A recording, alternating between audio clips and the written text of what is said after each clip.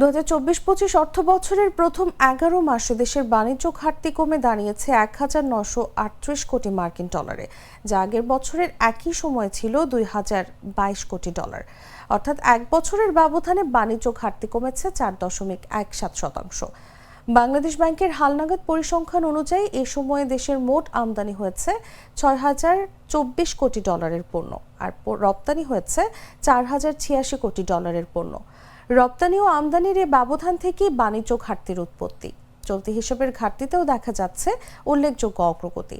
অর্থ বছরের একই সময়ে কারেন্ট অ্যাকাউন্টের ঘাটতি নেমে এসেছে মাত্র ৪৩ কোটি ডলারে, যেখানে গত অর্থ বছরের একই সময়ে এ ঘাটতি ছিল ৬১২ কোটি ডলার। ফলে এক বছরের ব্যবধানে চলতি হিসাবের ঘাটতি কমেছে প্রায় ৮৬%।